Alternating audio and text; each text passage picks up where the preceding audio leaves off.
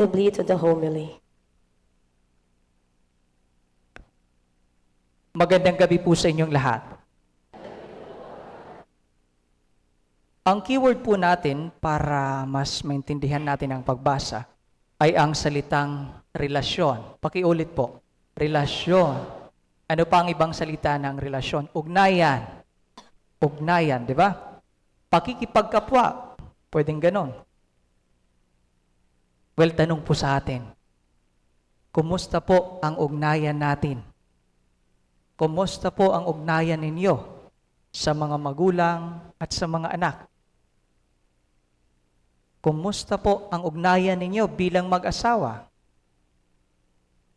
Kumusta po ang ugnayan natin bilang isang dambana?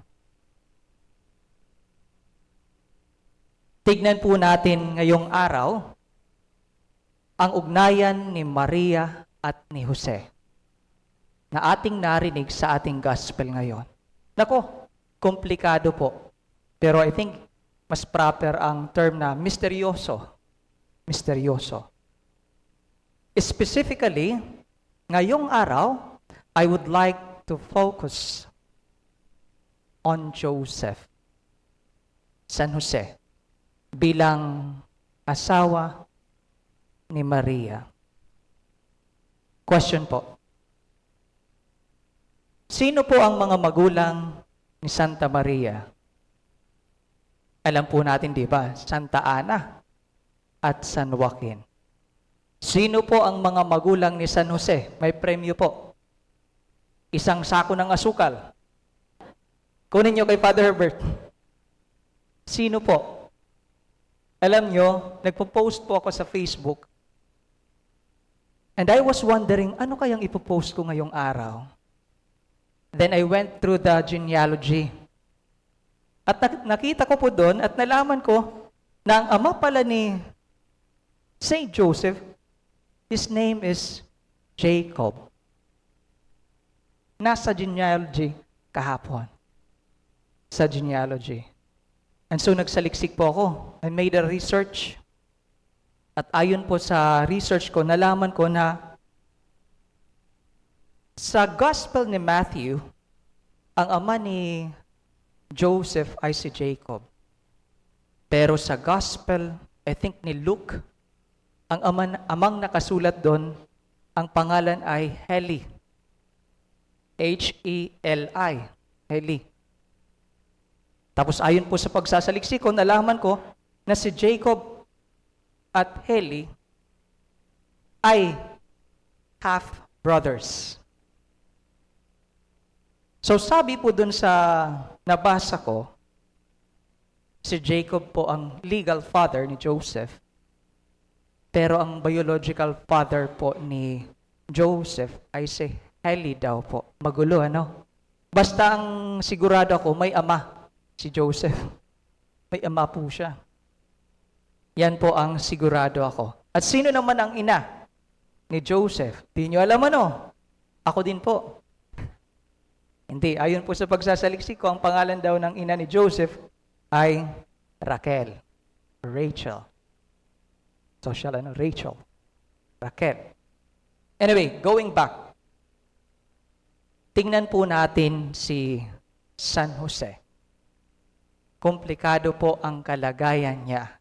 Imagine asawa mo, buntis. Nalaman mo, di ikaw ang ama. Anong mararamdaman nyo? Anong mararamdaman nyo? Napakalaking problema. Kung may tatanong natin sa sarili natin, kung tayo iyon, ano kaya ang tama at dapat na gawin? Gulong-gulo tayo pag tayo yun, litong-lito. Ano kaya ang gagawin ko? Tingnan natin yung ginawa ni San Jose. Yung mga moves, galawan ni San Jose na panglalaki talaga. Panglalaking galawan ni San Jose.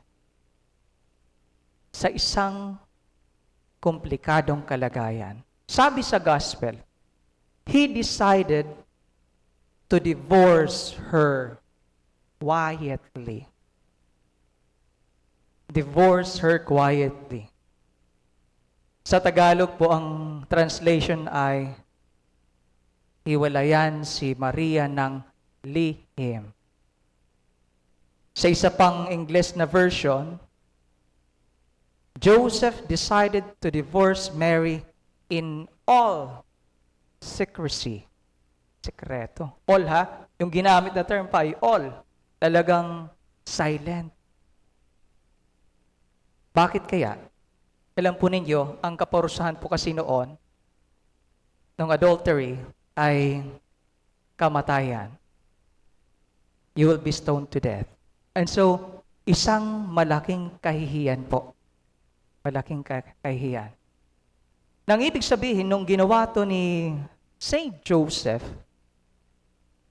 inisip niya pa rin ang makabubuti kay Santa Maria. Hindi niya minarites si Santa Maria.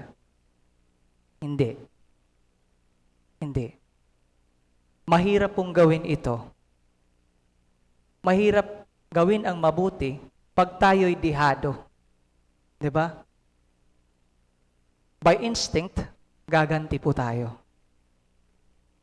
Pero si San Jose, kakaiba. Imagine ha, complicated yung kalagayan niya, pero inisip niya pa rin ang makabubuti sa taong nagmalabis sa kanya.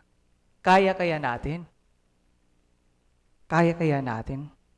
Kaya natin gawin yung ginawa ni San Jose?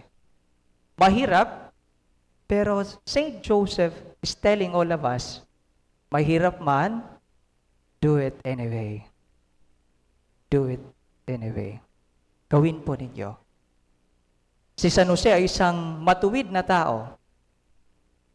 And I believe this is the challenge today para sa ating lahat. Na gawin ang tama, na gawin ang dapat, at ituwid ang daan. Ngayong pangatlong gabi, pinapakita sa atin ni San Jose ang isang mainam na paraan sa paghahanda ngayong Adbyento. Ang ayusin ang ating mga ugnayan. Ang isipin palagi ang makabubuti sa iba. Makabubuti sa iba. And so we call on Saint Joseph. Saint Joseph, pray for us.